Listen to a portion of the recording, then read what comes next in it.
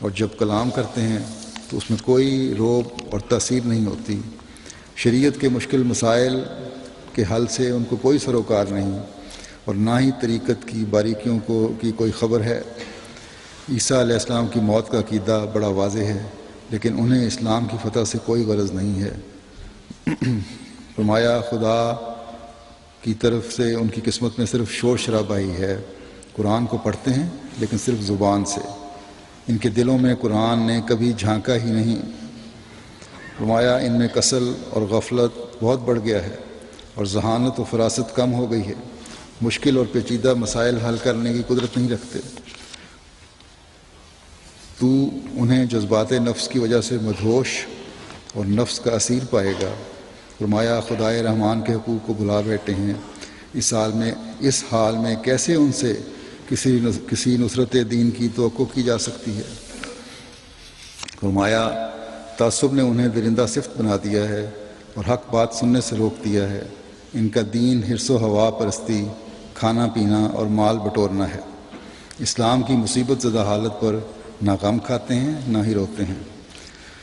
اگر روئیں گے بھی تو مگر مچھ کے آنسو ہیں۔ اپنے بادشاہوں کو تو دیکھ کر ان پر کپ کپی طاری ہو جاتی ہے، جبکہ خدائے ذوالجلال والاکرام سے کوئی خوف نہیں، نہ ہی انہیں ضلالت اور فتنوں کے پھیلنے اور آفات کے نازل ہونے سے کوئی خوف محسوس ہوتا ہے۔ ان میں سے ایک فریق جہاد کے نام پر جاہل لوگوں کو تلواروں سے گردنیں مارنے پر ابھار رہا ہے، چنانچہ وہ ہر اجنبی اور راہ رو کا خون کرتے پھرتے ہیں اور تقوی اختیار نہیں کرتے۔ تو یہ بعض حصے تھے چند صفحات کے میں نے پیش کیے، جو آپ نے باتیں بیان فرمائی ہیں۔ جس طرح آج سے 100 سال پہلے سے زائد عرصہ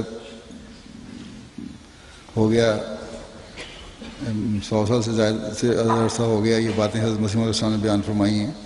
مسلمانوں کی جو حالت تھی، جو نقشہ آپ نے کھینچا، آج بھی ہم دیکھتے ہیں اسی طرح آپ کے الفاظ اور آپ کے مشاہدہ جو ہے وہ آج بھی ان کے عمل کی گواہی دے رہا ہے کہ ایسے عمل ہیں، اور یہی آپ کے الفاظ کی صداقت پر گواہی ہے کہ کس طرح ان کے بارے میں اللہ تعالیٰ نے جس طرح آپ کو بتایا وہ اپنے بیان فرمایا۔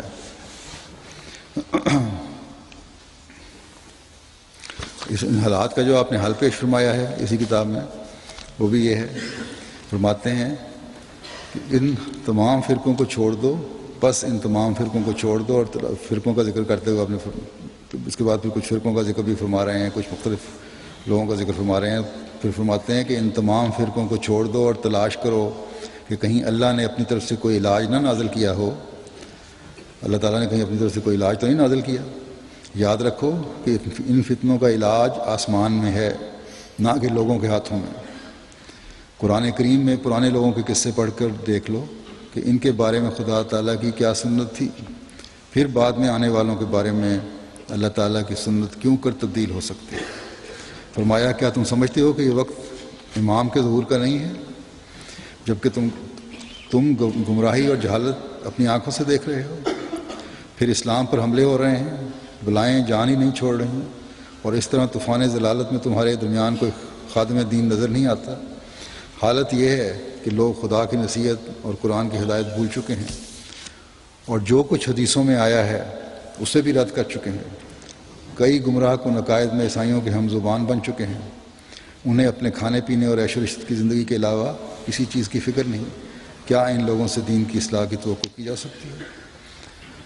فرمایا کہتے ہیں کہ صرف عیسیٰ ہی مس شیطان سے پاک ہیں، اور ان کو اللہ تعالیٰ کا یہ فرمان بھول گیا ہے کہ ان عبادی لیس لک علیہم سلطان۔ کیا نبی کریم صلی اللہ علیہ وسلم معصوم اور مس شیطان سے پاک نہ تھے؟ بس آج حیات عیسیٰ کے عقیدے سے بڑا گناہ کوئی نہیں ہے۔ اس عقیدے کے ذریعے تم عیسائیوں کی تائید کر رہے ہو۔ فرمایا تم خود زمانے کی حالت پر غور کرو، امت اتنے فرقوں میں بٹ گئی ہے کہ بجز خدائے رحمان کی عنایت کے ان کا اکٹھا ہونا محال ہے، کیونکہ ہر ایک دوسرے کو کافر قرار دے رہا ہے، اور اب زبانی بحثوں سے بات جنگ و جدال اور قتال تک جا پہنچی ہے۔ ایسی حالت میں کیا تم سمجھتے ہو کہ اختلافات کے اتنے بڑے پہاڑوں کو درمیان سے ہٹا کر تم آپس میں صلح کر کے یکجان ہو کر اسلام کے مخالفین کے سامنے میدان میں آ سکتے ہو؟ ہرگز نہیں۔ حالت تو یہ ہے کہ پاکستان میں ختم نبوت والوں کا جلسہ ہو رہا تھا ایک شہر میں، اور تمام قسم کے ہر شیعہ، سنی، بریلوی، دیوبندی وغیرہ سب اکٹھے تھے، جلسہ کرنا تھا، اور ان میں پھوٹ پڑ گئی تھوڑے عرصے کے بعد، جس دن جلسہ تھا اس سے 2 دن پہلے، اور پھر 3 مختلف جگہوں پہ جلسوں کا انتظام ہوا۔ ایک جگہ پہ جلسے کا انتظام جہاں کرنا تھا ایک تنظیم نے، وہاں سے پولیس نے ان کو اٹھایا، دوسری جگہ لے کے گئے۔ جو ختم نبوت ایک ایسا ایشو ہے ان کے نزدیک جس پہ یہ احمدیوں کے خلاف ایک جان ہو چکے ہیں، اکٹھے ہو چکے ہیں، اس ایشو پہ بھی وہ اکٹھے ہو کے جلسہ نہیں کر سکے، اور 3 مختلف جلسے ایک ہی شہر میں ہو رہے تھے۔ تو یہ تو ان کا حال ہے۔ بہرحال حضرت مسیح علیہ السلام فرماتے ہیں کہ تمہیں وہ کام کرنے کی طاقت ہی کیوں کر حاصل ہو سکتی ہے جو دراصل خدا تعالیٰ کا کام ہے۔ اللہ تعالیٰ ان متفرق لوگوں کو صرف آسمانی سور پھونک کر ہی زندہ فرمائے گا، اور حقیقی سور ان کے دل ہیں جن میں مسیح موعود کے ذریعے پھونکا جائے گا، اور لوگ ایک کلمہ پر جمع ہو جائیں گے۔ یہی خدا تعالیٰ کی سنت ہے کہ وہ جس امت کی اصلاح کا ارادہ کرتا ہے اسی میں سے ایک شخص کو مبعوث کر دیتا ہے۔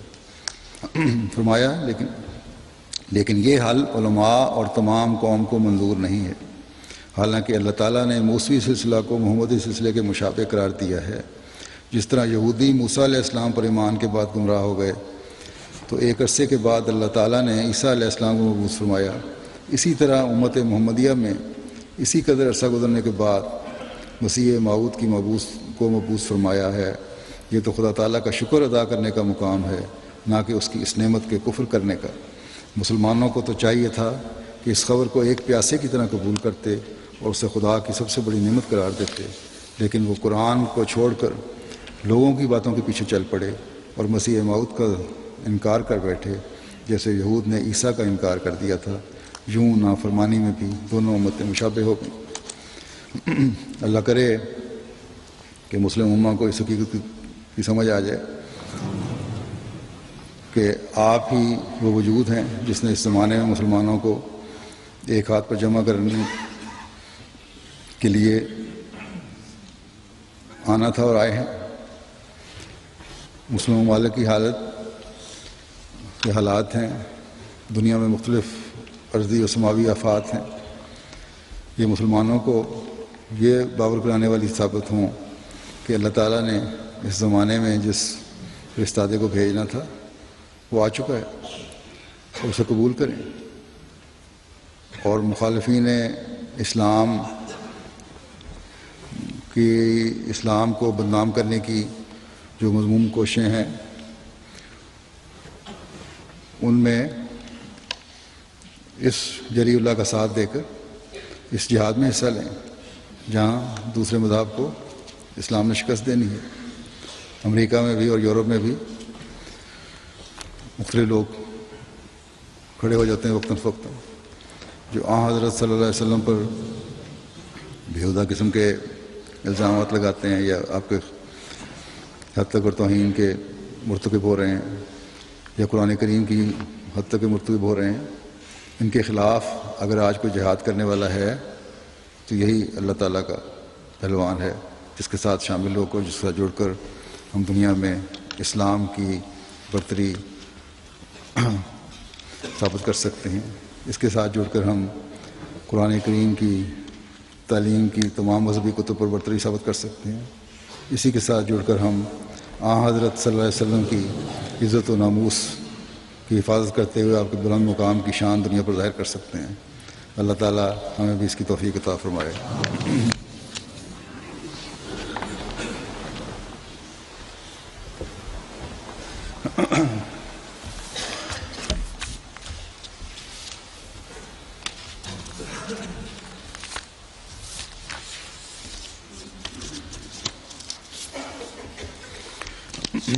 الحمد لله نحمده ونستعينه ونستغفره ونؤمن به ونتوكل عليه ونعوذ بالله من شرور أنفسنا ومن سيئات أعمالنا